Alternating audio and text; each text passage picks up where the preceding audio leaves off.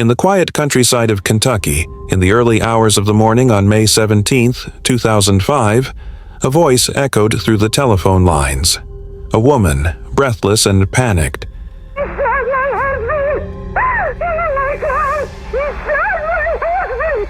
Teams arrived at the scene within minutes and quickly cordoned off the area. Helicopters took off without delay to locate and apprehend the perpetrator, while canine units began tracking through the wooded terrain. Schools were locked down for security reasons. Everyone was on the trail of the unidentified killer who had entered the home of Bob Bosley, a well-known figure in northern Kentucky, and caused his death. As the crime scene investigation unfolded, strange details began to catch the attention of the police. Nothing about this murder case was as it seemed at first glance. Although the incident appeared to be a routine burglary attempt, the details at the scene were confusing. The broken glass from the door had been scattered outside, suggesting it had been broken from the inside. Coins and medicine bottles were scattered on the floor, and the drawers were open. However, the money in the drawers had not been touched. Why and how did the killer get inside? Why did he feel the need to break the windows from the inside while escaping? Most importantly, why did he want to kill Bob Bosley while he was sleeping in his bed? There were 2 empty shell casings in the bedroom. The evidence that would shed light on the mystery behind all these strange contradictions would emerge with the discovery of the 4 missing bullets. I know your head is spinning, but stay calm. Now sit back and get ready to find the answers to these questions together. Robert Bob Bosley was born in northern Kentucky in 1962. Inheriting his family's traits of hard work and stubbornness, Bob grew up influenced by them and was a restless child even at a young age. Even while attending high school, he had ambitious plans for the future. These plans revolved around the business he wanted to pursue. During these years, he researched ways to make money and developed himself by using his business acumen in small jobs. People around him were certain that he would achieve great things in the future. In his youth, Bob enjoyed a lavish lifestyle and discovered his passion for speed and adrenaline through cars. He liked to take risks, but at the same time, he was careful not to sever his ties with society. He never neglected to attend church events and had a personality that inspired trust in those around him. These 2 different sides of his character set him apart from other people. Amy Pape was born in Alexandria, Kentucky, in 1967. She was an only child, therefore her family was protective of her, and she developed a habit of fulfilling her responsibilities. In high school, she was one of the students her teachers held up as an example. She was organized, disciplined, and methodical. After graduating from high school in 1986, she studied business administration at a community college, and her seriousness and diligence in her studies earned her the respect of those around her. There was another detail in Amy's life. She decided to work while studying because she didn't want to be a burden on her family and wanted to learn to stand on her own 2 feet. While continuing her education, she started working as a waitress at a local restaurant. This job not only provided financial support, it also paved the way for an encounter that would completely change her future. One day, a young entrepreneur was sitting at one of the tables, Bob Bosley. At that moment, when their eyes met, no one knew that a new chapter was beginning in each other's lives. From that moment on, Bob and Amy's life paths would begin to move forward together. When they met, Bob had a newly established chimney sweeping business. Running this business with a small van and a few tools, it seemed modest for the time being. But Bob had no intention of settling for just that. His goal was not just to clean the chimneys of small houses, but to establish a company that would be well known in the area. At first glance, Amy and Bob seemed like 2 very different people. Bob was energetic, a risk taker, and loved the limelight. Amy, on the other hand, was the complete opposite of Bob. She was methodical, controlled, and measured. As incompatible as they seemed, this contrast made the bond between them even stronger. After a relationship lasting about 4 years, they decided to get married in 1990. This marriage was not just a love story, it was also a partnership. While Bob focused on growing the business in the field, Amy kept track of the company's books and financial transactions. Thanks to their harmony, they quickly turned the small business, Bosley Roofing and Chimney Sweep, into one of the region's leading companies. Their harmony in business reflected in their personal lives. Their first child was born in 1996 and their second in 1999. Their devotion to their children made them an exemplary American family in their community. They were always together at church events and community activities. The increase in income that came with the growth of the business also changed their standard of living. Sports cars piled up in Bob's garage. The family spent their weekends at horse farms and lakes, and in the summer they spent time on a motor yacht on Lake Cumberland. He was enjoying the luxury lifestyle. In fact, Bob didn't stop there.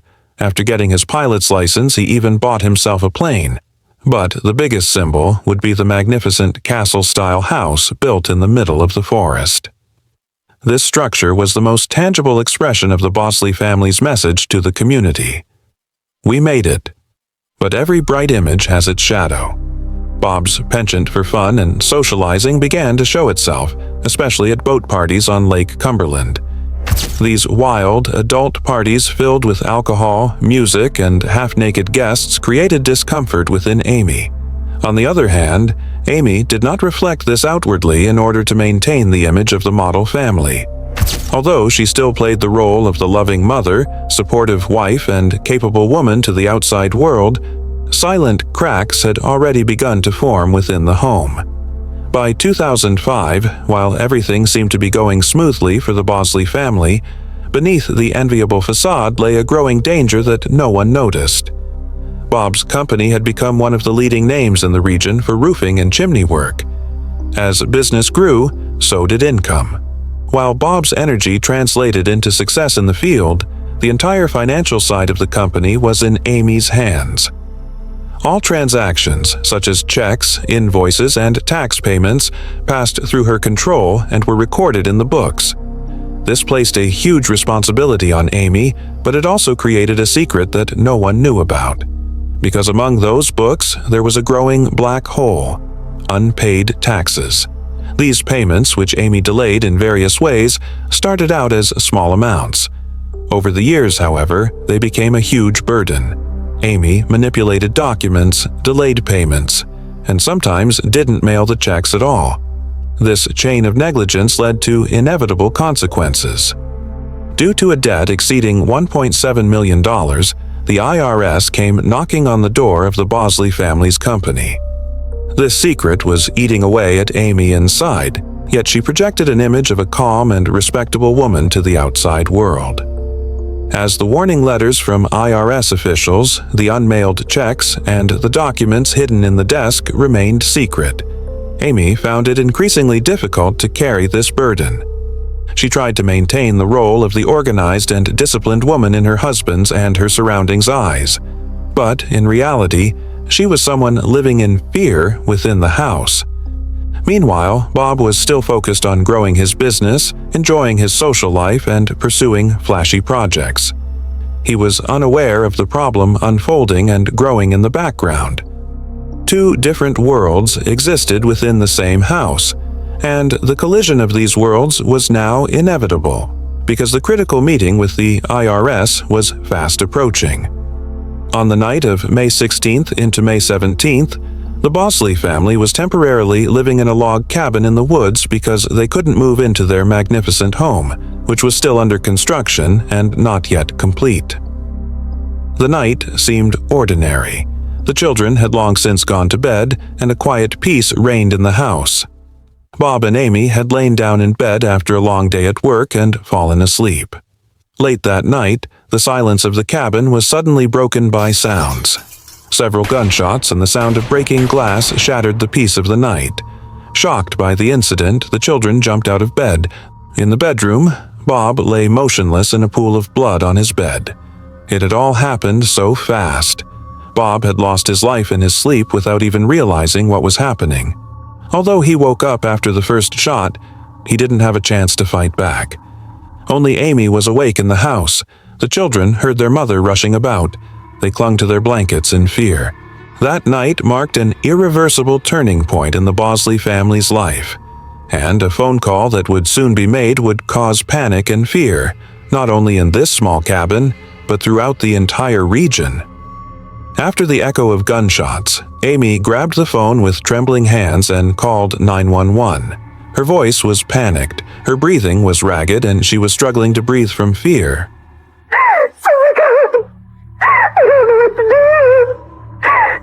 You can't go out there, it's my kids! Where are they at? She told the dispatcher that a man had forced his way into her home and killed her husband. According to Amy's recorded statement, this man smelled of urine, spoke with a nasal voice, and wore dirty clothes. This sentence quickly mobilized all security units in northern Kentucky. Within minutes, all police in the area were on alert. Sheriff's vehicles raced toward the Bosley family home with their sirens blaring, and helicopters began circling over the wooded area. K-9 dogs were released and sent into the terrain to catch the described suspect. 3 schools near the scene were locked down for safety reasons to prevent harm to others.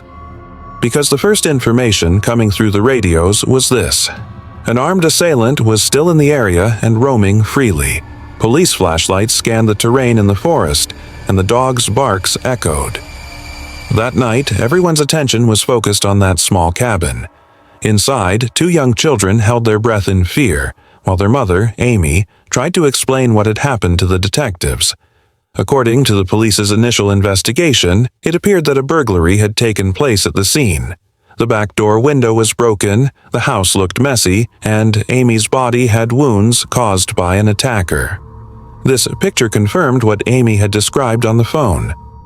But investigations later that night would confuse matters, because unexplained evidence would be found at the scene.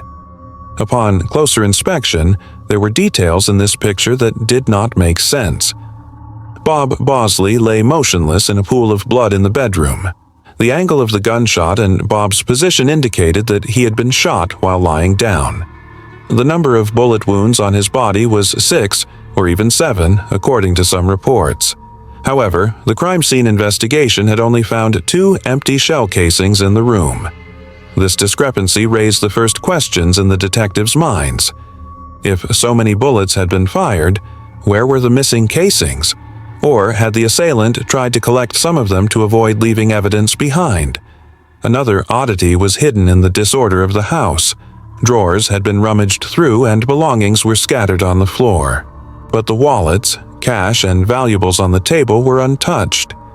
The fact that these items, which a real thief would not have overlooked, remained untouched suggested an attempted robbery that had been abandoned at the scene. When the police arrived at the scene, their first priority was still to determine whether the danger was ongoing. Teams had begun search operations both from the air and on the ground, but despite hours of searching, their efforts had been fruitless. Not a single stranger or suspect had been found in the forest. Meanwhile, Amy tearfully recounted her ordeal to the detectives at her home. According to her, the stranger who entered her home had killed her husband and even attacked her. She showed them small scratches on her chest, saying they were marks left by the stranger during the attack.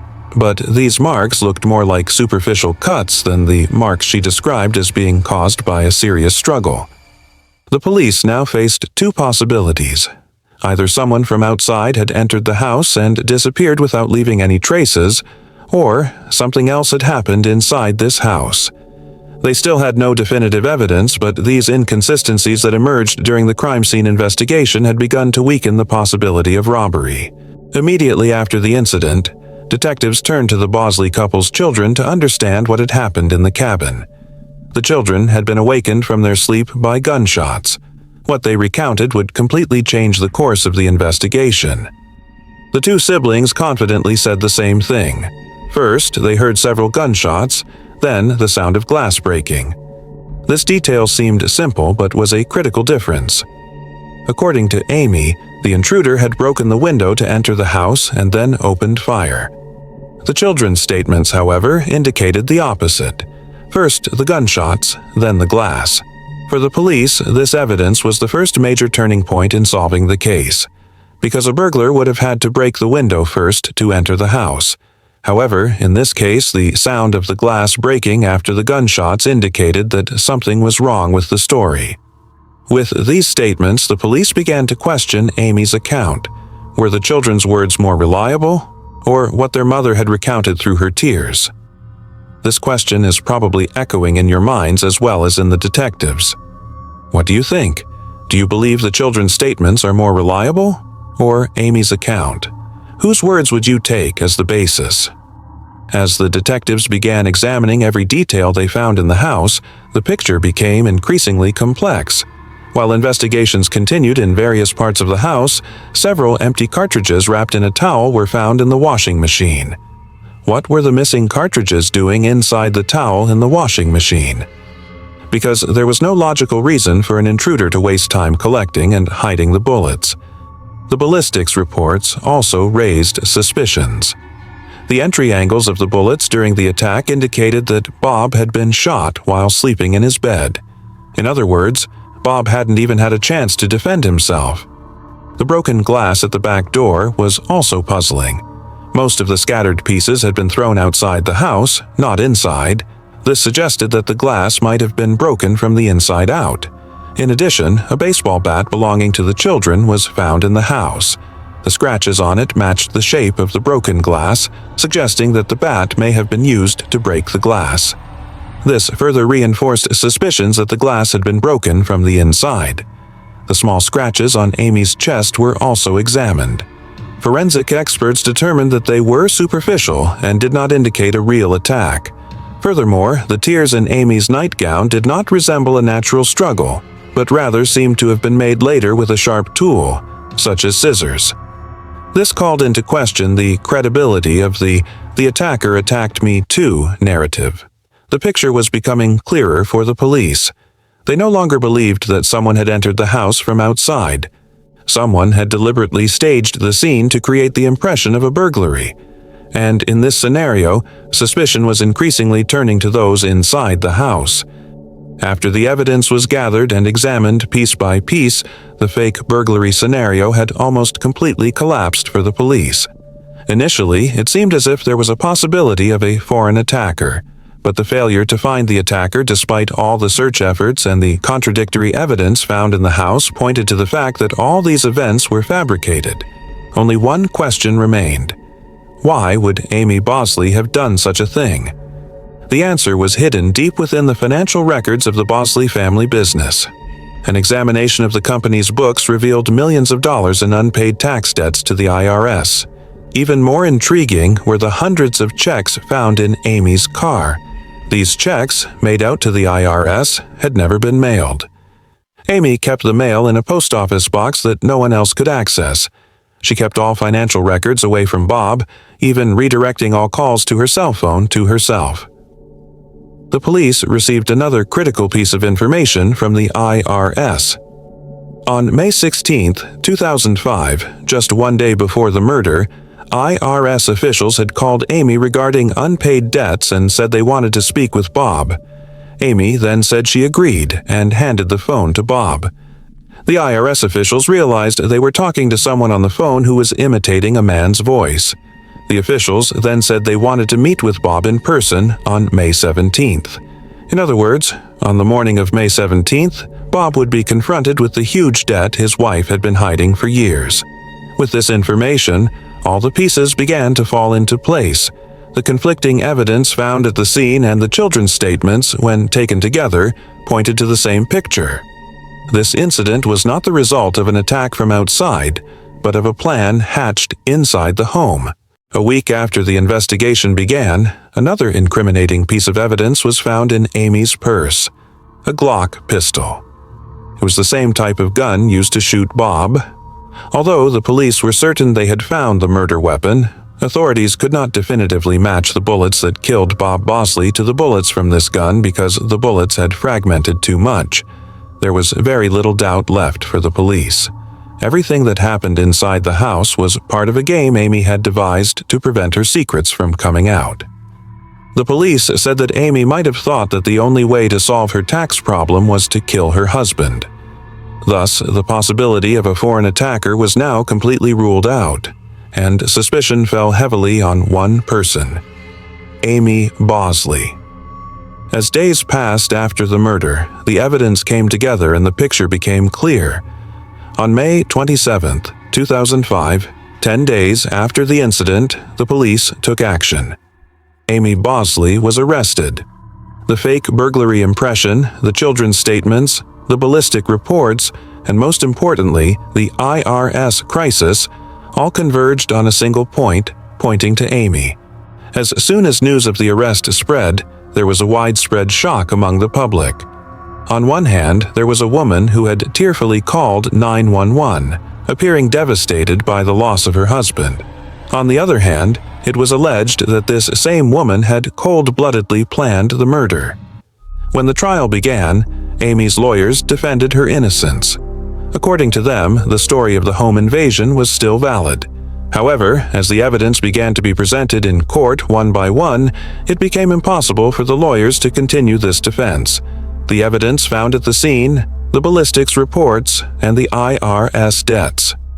The most dramatic part of the trial was the children's possible testimony. The prosecution knew that having them testify against their mother in court would be psychologically devastating. At this point, a critical decision was made. Amy was offered a deal. If she admitted to the murder, she would avoid a jury trial and serve a 20-year prison sentence. She would also receive an additional 5-year sentence for concealing evidence.